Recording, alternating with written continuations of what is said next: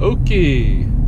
Achsikskanatoni. Pleasant morning. It is about 10:15 in the AM on Tuesday, September 26th, 2017, in the lunar cycle Awakasikisum, the deer moon, when the deer and the other ungulates are mating. Although I did receive notice about a weird event somewhere on the west side of town, not too far from where I stay, where there is supposedly a white-tailed doe with a horn and two newborn fawns, and to me that seems absolutely nuts. I haven't gone to look for her. I got the message a couple of days ago, and yesterday I was just too busy to go and check it out. But if that's the case, I need to get out there and document that, because that is crazy. Anyway, it's supposed to warm up today. It's kind of chilly right now. I think it's about 13 degrees. Not too bad, but not warm. But it is supposed to get warm. And if so, I'm expecting some rattlesnake calls, or I'm hoping for some rattlesnake calls, because I have my new Rattlesnake Box, my new transportation box and relocation box to try out from down in Alabama. Mr. Williams sent it to me. He works with timber rattlers down there, and this system, at least for the larger snakes, is supposed to decrease their stress.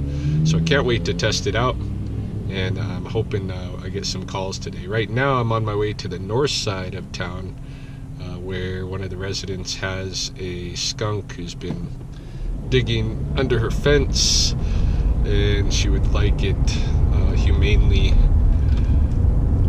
caught and relocated. So I'm going out there to set a trap, and we'll see what happens this afternoon. Yeah, here we go.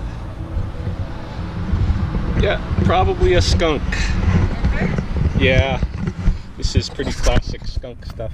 Oh, okay. So I'll just set this up here. I've got a raw egg in there, and I'll put some puppy kibble too. Hey, how are you? Pretty good. Yeah, you guys got a skunk.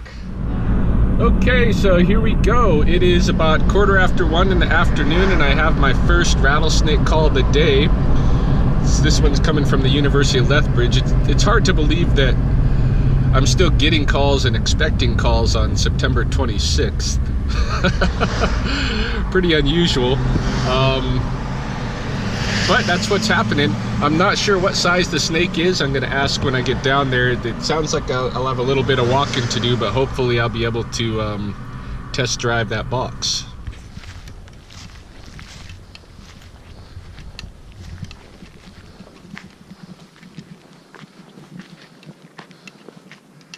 Hey. How's it going? Good. That's a good climb, huh? It's not too bad. It's the coolies. Yeah.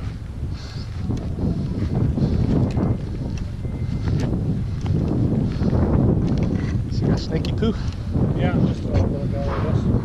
Okay. So unfortunately, you can't videotape. Sorry about that. Oh, okay.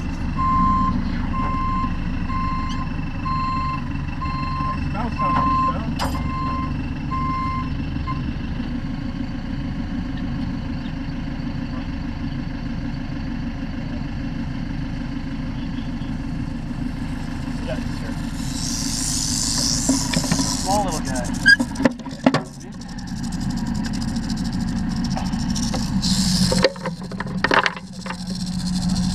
Might as well stick around while we do this stuff, right?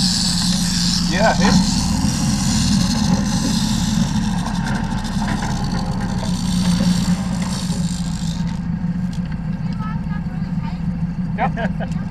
Yeah. Is he locked up really tight? Just a little one. Yeah, he's just in this corner here. Can get down there, can't get down.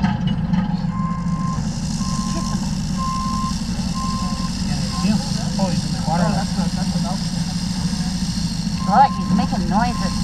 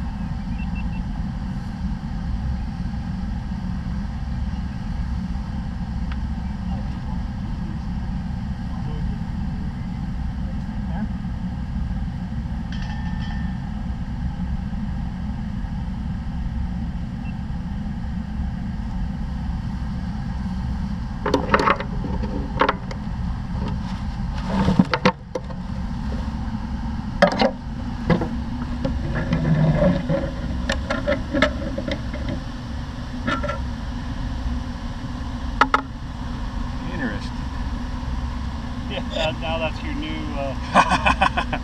new trick. Where did you go? Hey, buddy. Yeah, he's just a small He's gonna guy. let himself right out. Yeah, young male.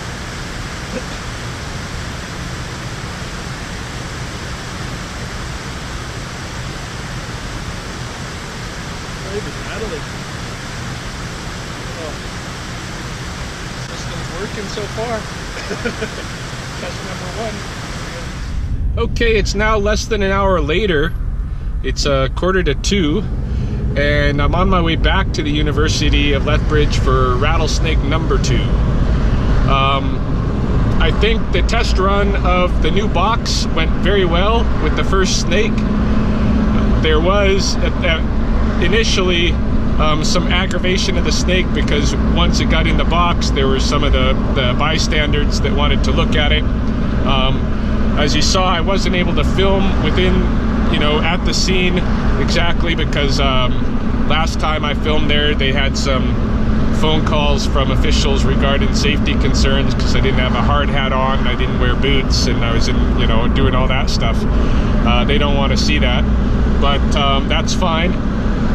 Over here at the stadium is going to be a different story, so I'm hoping it's a scenario where I can actually try to use the PVC end of the box and give that a try. But yeah, as soon as I moved away from the construction site, that last snake quieted right down. Like went right quiet, was having no problems, and then when I opened the box and I had an opportunity, it made its way out, and it didn't get scared until it was already out of the box and saw me there and was like, oh gee. So yeah, so I think the first trial was pretty good, and we'll see what happens at this next scene. Yeah, go that way, but not over there. Just go in here. Look at that. It's a hole for you. Oh, looks like he was going. You will. I'll check it out first. And then it might be a little tough on the concrete. Yeah, hey? For him to be like, I don't know what this is. Yeah, what's this here? Like, I think if you're In the grass or something, eh? in the grass where he was like, I don't really have another option. Yeah, he doesn't actually want to go in there, does he? Alright, we're gonna get you the other way then.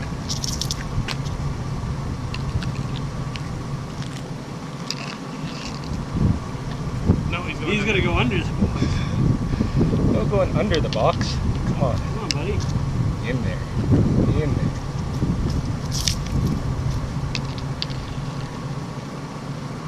Alright, I will open the box. You go in from the top. Suppose I should flatten himself out. Suppose I should close the PVC. You may want to close that now. Yeah. Oh, here comes the hiss.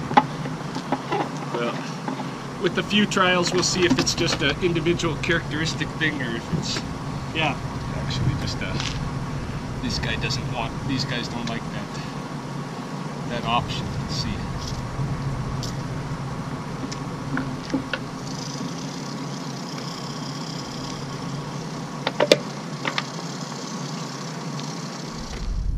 So do you hear that? That is the sound of a rattlesnake that was just picked up and is not buzzing in my vehicle, which doesn't happen all the time. A lot of times they do buzz. So we'll see how calm he is for the whole journey. Okay, so walking along, and usually when I'm walking along, the snakes are a little bit agitated, kind of dancing with my walk, and they might strike at my shadow. They might buzz a bit. This guy's doing pretty good. So, and I don't know if that's just the individual character of this particular snake or not. I got to do more testing, but so far this box is working out all right for the snakes and for me. It's gonna give me some good muscle strength. I think I'll carry it down the coulee with my right arm, up the coulee with my left arm.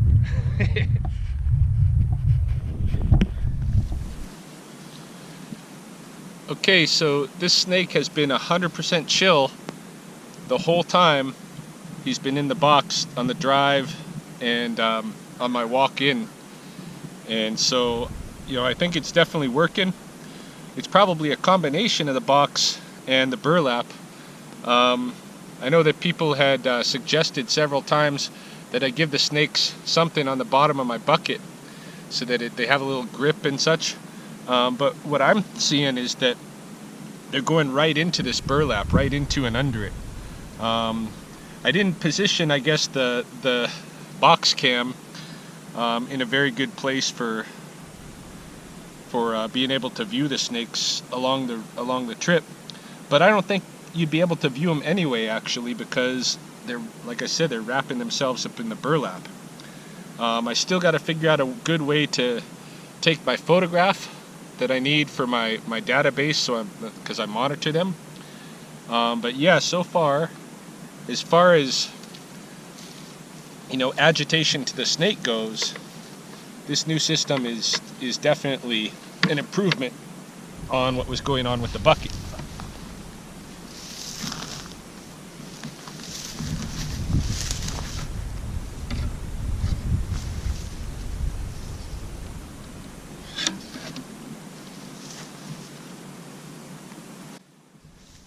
Yeah, check this out. See, I open it up. This is how it was the last time too. I didn't show you, but when I opened it up, the burlap was here, no snaky. But he's in there, of course. But he feels secure just under that burlap. There he is. Okay. So I'm gonna get my camera out so I can try to get his photo for the database before he lets himself out of here as well. I should probably take the photos at the scene, maybe from here out, if I have the opportunity, you know, before I do the release.